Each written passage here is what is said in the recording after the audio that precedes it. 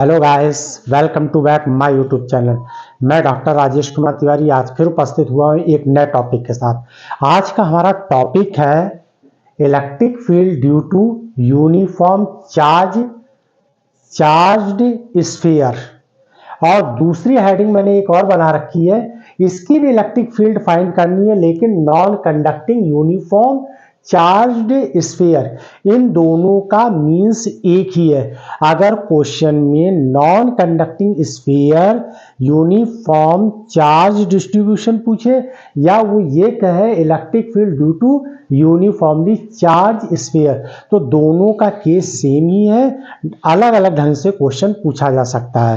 तो आज हमें इलेक्ट्रिक फील्ड फाइंड करनी है किसकी? सॉलिड स्फीयर की। और सॉलिड स्फीयर कैसा है? नॉन कंडक्टिंग है।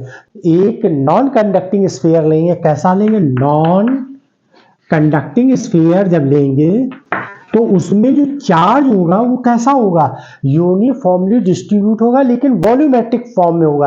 अगर यही सॉलिड स्फीयर कंडक्टिंग होता तो चार्ज कैसा हो जाता है? चार्ज अगर यहाँ पर हम देते हैं, सेंटर पे देते या कहीं भी देते अंदर, तो वो सरफेस पे डिस्ट्रीब्यूट हो जाता है। चार्ज कैसा हो जाता है? सरफेस पे डिस्ट्रीब्यूट हो जाता है। तो इसका ऑलरेडी मैंने वीडियो बना के अपलोड कर दिया, तो उसे आप जाके मेरे चैनल में जाकर देख सकते हैं। लेकिन ये जो आज हम स्टडी करने वाले हैं वो है नॉन कंडक्टिंग स्फीयर की स्टडी करने वाले हैं। और वो कैसा है? यूनिफॉर्मली चार्ज डिस्ट्रीब्यूट है। इसमें देखिए सरफेस पे डिस्ट्रीब्यूट हुआ है, यानी यहाँ पर ये सरफेस के बेस पर ये स्टडी करेंगे और ये वॉल्यूमेट्रिक के फॉर्म में करेंगे। लेकिन ये कब करेंगे वॉल्यूमेट्रिक के फॉर्म में? जब हम इनसाइड इलेक्ट्रिक फील्ड फाइंड करेंगे।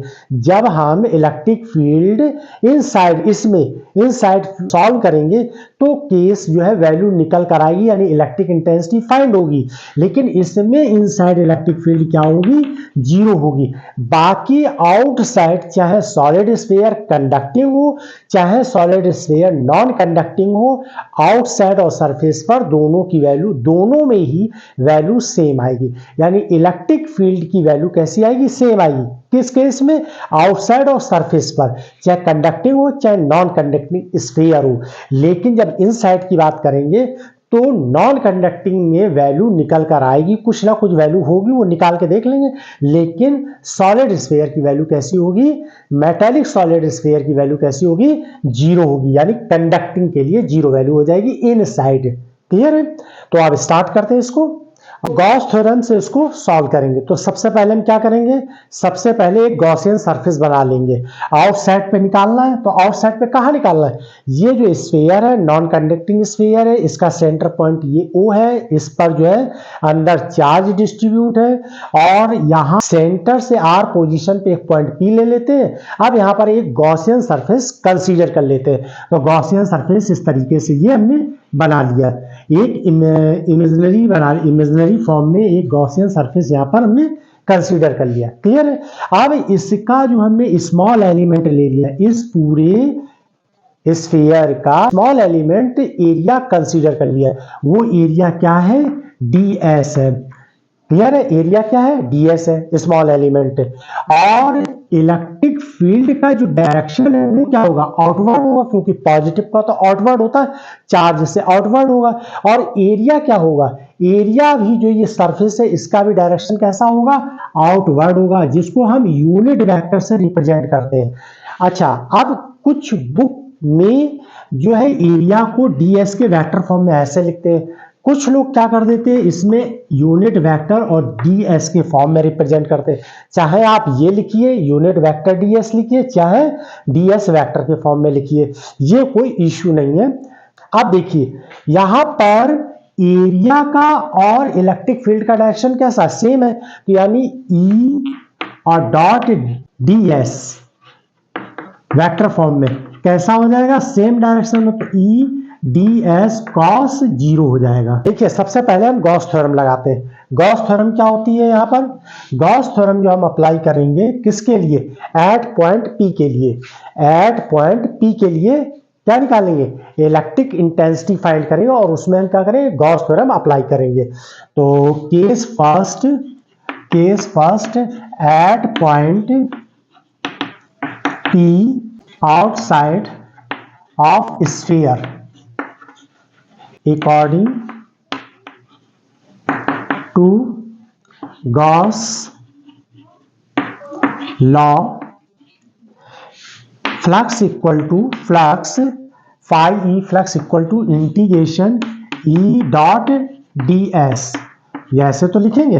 तो यहां पर ये क्या हो जाएगा, ई और डी एस के बीच में एंगल जो है वो कॉस थीटा है। थीटा की वैल्यू क्या है, 0 है, क्योंकि दोनों का डायरेक्शन सेम है, तो यहाँ पर 0 आ जाएगा, कॉस 0 की वैल्यू 1 हो जाएगी, और इसको बाहर निकाल देंगे, इंटीग्रेशन डी एस हो जाएगा। ई डॉट डी एस बराबर क्या हो गया, क्या हो जाएगा, E D S cos theta हो जाएगा, और थीटा की वैल्यू क्या 0 है, तो कॉस 0 की वैल्यू क्या हो जाएगी, 1 हो जाएगी। क्लियर है, तो ये वैल्यू निकल कर आ गई, और इससे हम इक्वेशन 1 ले रहे हैं, यानी ये इलेक्ट्रिक फ्लक्स निकल आया। दूसरा क्या है, चार्ज के लिए क्या होता है, Q बाई एप्सिलॉन नॉट। ये इक्वेशन दोनों, ये इक्वेशन क्या होगी, ये इक्वेशन सेकंड होगी, यानी phi electric flux equal to Q by epsilon naught, ये इक्वेशन सेकंड होगी। इन दोनों को इक्वेटिंग कर दीजिए, तो यहां पर क्या आ जाएगा, E integration d s equal to Q by epsilon naught. Charge कितना है इसको दिया हमने, Q दिया है, इसको चार्ज कितना दिया है, Q दिया है, तो ये चार्ज लिख दिया। ये क्या है, एप्सिलॉन नॉट।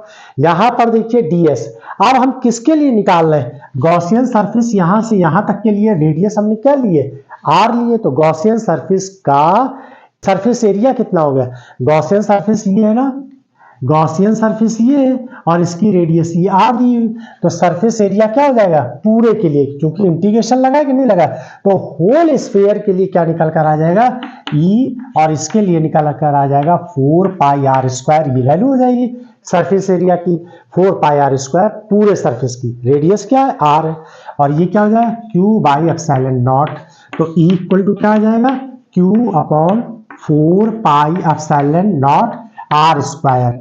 ये जो है मैग्नीट्यूड निकल आएगा इलेक्ट्रिक फील्ड का, ये मैग्नीट्यूड के फॉर्म में हो गया। क्लियर है, अगर हम वेक्टर फॉर्म में इसी को लिखेंगे, वेक्टर फॉर्म में लिखेंगे, तो Q upon 4 pi epsilon naught r square, और ये यूनिट वेक्टर के फॉर्म में, तो ये कैसा हो गया, वेक्टर फॉर्म में हो गया। इलेक्ट्रिक फील्ड किस फॉर्म में आ गई, वेक्टर फॉर्म में आ गई। यूनिट क्या होगी इसकी, न्यूटन बाई कूलम होगी। क्लियर है, तो ये किसके लिए निकल कर आया, आउटसाइड के लिए, तो यहां पे लिख दिए आउटसाइड। इसी तरीके से हम किस में निकालेंगे, केस सेकंड ले लीजिए, केस सेकंड अगर हम लेंगे तो केस सेकंड में क्या हो जाएगा, एट पॉइंट पी डैश यानी सरफेस पे, यानी ये सरफेस पे ले लिया, तो यहां पर ये गॉसियन सरफेस फिर ds मान लेंगे, लेकिन अब रेडियस कितनी हम मान लेते, कैपिटल R, क्योंकि जो ये स्फीयर हमने लिया था उसकी रेडियस क्या थी, कैपिटल R, और ये पॉइंट क्या मान लेते हैं हम यहाँ पर P डैश ले लेते हैं, तो ये P डैश कहां पर है, एट पॉइंट P डैश, किस पे, स्फीयर के सरफेस पे, कहां पर, स्फीयर के सरफेस पे, तो सरफेस ऑफ स्फीयर, ये स्फीयर हो गया। अब जहां पर r स्मॉल लिखा हुआ है वहां पर कैपिटल R पुट कर दिए, तो ये तो इलेक्ट्रिक फील्ड कहां के लिए, सरफेस के लिए, इक्वल टू Q बाई, ये देखिए Q upon 4 pi epsilon not, और स्मॉल r की जगह कैपिटल R लिख दीजिए, तो ये वैल्यू निकल कर आ जाएगी सरफेस पर, यानी इलेक्ट्रिक फील्ड या इलेक्ट्रिक इंटेंसिटी जो है वो कहां पर निकल कर आ जाएगी, कहां पर निकल कर आ जाएगी, सरफेस पर आ जाएगी, तो ये सरफेस का केस हो गया। इसका स्क्रीनशॉट ले लीजिए। अब क्या करेंगे, इसके इनसाइड पर इलेक्ट्रिक इंटेंसिटी फाइंड कर लेते हैं, या इलेक्ट्रिक फील्ड, एक ही मीन्स है, एक ही बात है, चाहे इलेक्ट्रिक फील्ड बोलिए चाहे इलेक्ट्रिक इंटेंसिटी बोलिए।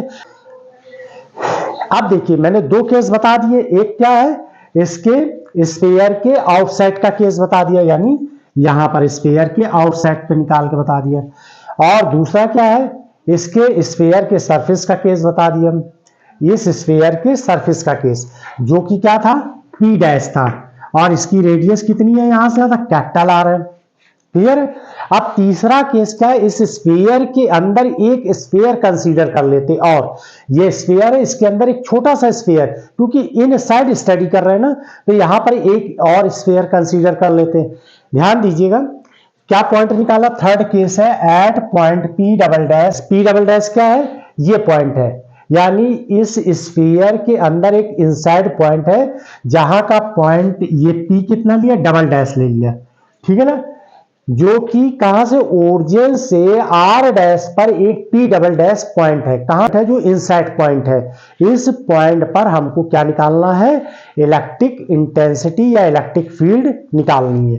तो देखिए केस क्या बनता है, यहां पर रो ले लेते पहले। रो क्या होता है यहां पर, rho is charge per unit volume, क्योंकि नॉन कंडक्टिंग स्फीयर के केस में चार्ज जो होता है वॉल्यूमेट्रिक फॉर्म में डिस्ट्रीब्यूट होता है, और अगर सॉलिड मेटालिक स्फीयर होगा तो वो सरफेस पे डिस्ट्रीब्यूट हो जाएगा। क्लियर है। तो अब देखिए, अगर रो क्या है, चार्ज पर यूनिट वॉल्यूम है, तो इसका मतलब हुआ रो इक्वल टू पूरा जो ये स्फीयर लिया है कैपिटल आर रेडियस का, जो कि इनिशियल स्टेज से ही लेके चल रहे हैं इसको, तो इस पूरे का चार्ज कितना है, क्यू है, और इस स्फीयर का ये पूरा जितना बाहर दिख रहा है आपको, इस स्फीयर की रेडियस क्या, कैपिटल आर है, तो 4/3 पाई आर क्यू, ये वॉल्यूम निकाल लिया हमने। तो ये चार्ज जो निकल आया पर यूनिट वॉल्यूम। क्लियर है, और जिसको हम रो से रिप्रेजेंट कर रहे हैं। अब आगे देखिए, जब हम ये वाला पोर्शन लेंगे, यानी कि इस स्फीयर के अंदर एक और स्फीयर कंसीडर कर ले रहे हैं, तो उस स्फीयर का वॉल्यूम क्या होगा, क्योंकि उसकी रेडियस आर डैश है, और उसका चार्ज इससे तो कम ही होगा ना, या कुछ भी हो सकता, हमने वो चार्ज कंसीडर कर लिया क्यू डैश। किसका, ये जो अंदर स्फीयर है, अंदर वाला जो पोर्शन है, उसका चार्ज डिस्ट्रीब्यूशन। देखो हमने ये लाइन ऐसे ड्रॉ करी कि नहीं, तो इसके अंदर चार्ज बदल गया कि नहीं, पूरे में चार्ज कुछ और है, इतने पोर्शन का चार्ज कुछ और होगा, तो हमने वो ले लिया क्यू डैश। क्लियर। तो इसका वॉल्यूम क्या होगा, इसकी रेडियस आर डैश है, इनसाइड स्फीयर में जहां हम स्टडी कर रहे हैं उसकी रेडियस क्या है, आर डैश है, तो यहां पर वॉल्यूम हो जाएगा 4/3 पाई आर डैश क्यू। क्लियर है। तो देखिए ये क्या निकल कर आया, पर यूनिट वॉल्यूम चार्ज निकल कर आ गया। तो हम क्यू डैश निकाल लें, तो किससे, इन दोनों से, यहां से क्यू डैश फाइंड कर लिए।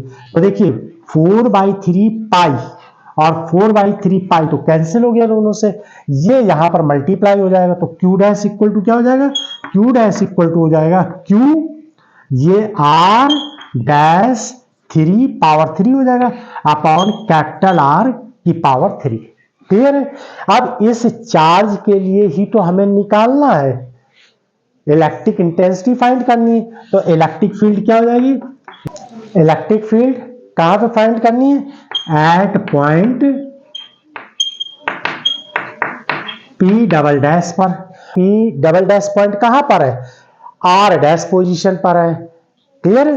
तो अब इसके लिए फार्मूला कौन सा लगाएंगे, गॉस का फार्मूला लगाएंगे। कैसे लगाएंगे, इंटीग्रेशन ई ds, क्योंकि इसका भी डायरेक्शन यही होगा यूनिट वेक्टर का। तो यहां पर E dot dx equal to q by epsilon not.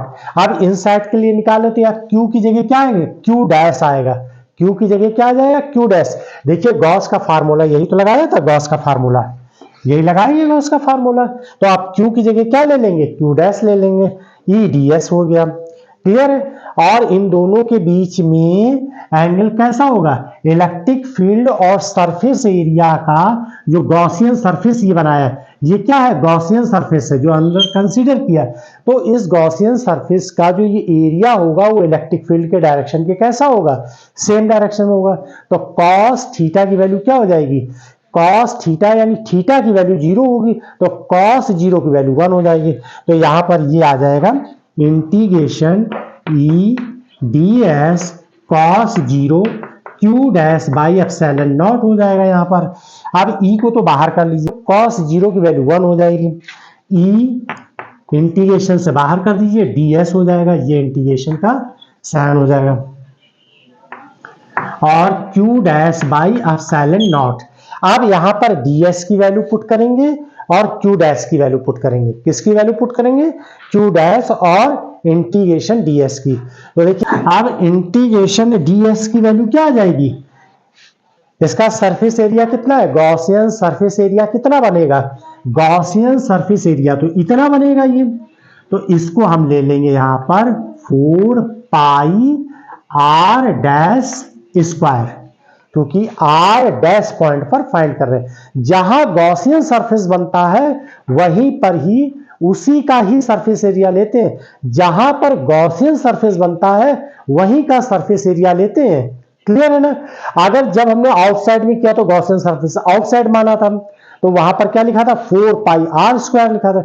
जब हमने गॉसियन सरफेस क्या माना, सरफेस माना, स्फीयर का सरफेस ही ले लिया, तो वहां पर रेडियस क्या हो गई थी, यानी वहां का सरफेस एरिया हो गया था 4 pi capital R square.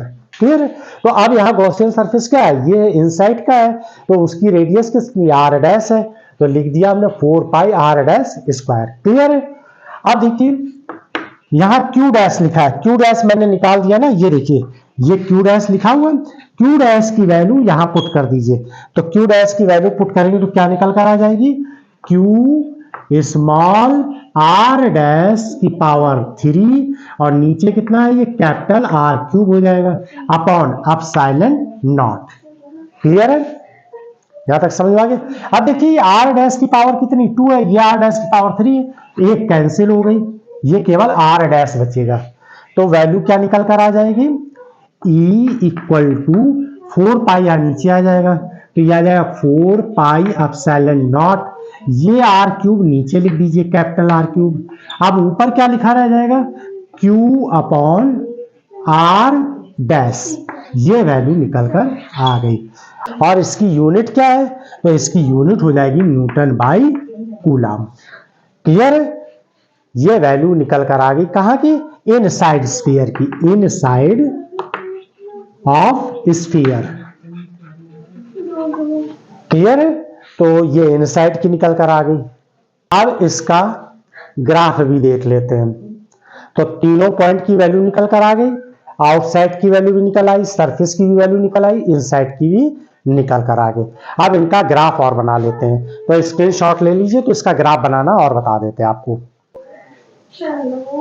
Guys अब देखिए इसमें आउटसाइड स्फीयर का जो है इलेक्ट्रिक फील्ड क्या आ रहा है, q by 4 pi r square, surface पे क्या है, q by 4 pi r square, और इनसाइड पर क्या निकल कर आया था, q r by r dash, यहां पर 4 pi epsilon naught r cube, ये फार्मूला निकल कर आया था। ठीक है ना, तीनों के लिए मैंने निकाल लिया। अब इसका ग्राफ ड्रॉ करेंगे। तो सबसे पहले इनसाइड का केस देखिए, इनसाइड में देखिए ये क्या है, रेडियस आर डैश है। ठीक है ना, तो आर डैश के लिए क्या हो जाएगा, डायरेक्टली प्रोपोर्शनल है, यानी ये इंटेंसिटी क्या है, आर डैश के क्या है, डायरेक्टली प्रोपोर्शनल है। तो इसके अकॉर्डिंग ये हुआ कि पहले आर डैश तक इंटेंसिटी बढ़ेगी। ये देखिए इंटेंसिटी है, ये y एक्सिस के अलाउंग इंटेंसिटी है और x एक्सिस के अलाउंग क्या ले लिया हमने, पोजीशन। तो देखिए यहां से इस पॉइंट तक मैक्सिमम इंटेंसिटी होगी, कहां तक जाएगी, सरफेस तक। देखिए सरफेस की क्या है intensity, E equal to q upon 4 pi epsilon naught r square. तो यहां तक ये मैक्सिमम हो जाएगी, इस जगह तक। तो ये तो हो गया इनसाइड का case, directly proportional to r dash, क्योंकि ये इंटेंसिटी डायरेक्टली प्रोपोर्शनल टू किसके, आर डैश के। कहां तक, इस पॉइंट तक, यानी सरफेस तक, यानी कैपिटल आर पर इंटेंसिटी क्या करेगा, मैक्सिमम ऑब्टेन कर लेगा। इसके बाद क्या है, ये देखिए इनवर्सली प्रोपोर्शनल है ये, तो इसके अकॉर्डिंग क्या होगा, फिर ये आर के साथ साथ ये वैल्यू ऐसे डिक्रीज हो जाएगी। तो यहां पर इंटेंसिटी आ जाएगी E inversely proportional to r square. Same यही चीज आप इस साइड भी कर सकते हैं। यहां तक देखिए पहले इस पॉइंट तक ये आर डैश के प्रोपोर्शनल होगी इंटेंसिटी, आर डैश के, और मैक्सिमम कहां तक हो जाएगी, इस पॉइंट तक ये मैक्सिमम हो जाएगी, यहां तक, क्योंकि कैपिटल आर तक ये कैसी हो जाएगी, मैक्सिमम हो जाएगी। और इसके बाद ये कैसी हो जाएगी, यहां पर E inversely proportional to r square. तो ये इसका जो है ग्राफ हो गया। क्लियर है, यानी इलेक्ट्रिक फील्ड और पोजीशन के वर्सेस ये क्या निकल कर आ गया, ग्राफ। ये इनसाइड का है, E आई इनसाइड, ये सरफेस का है यहां पर, यानी ये एस लिख दिया और ये ई ओ लिख दिया तो आउटसाइड का। क्लियर है? तो आप इसका स्क्रीनशॉट ले लीजिए। आई होप कि आपको समझ में आया होगा। थैंक्स।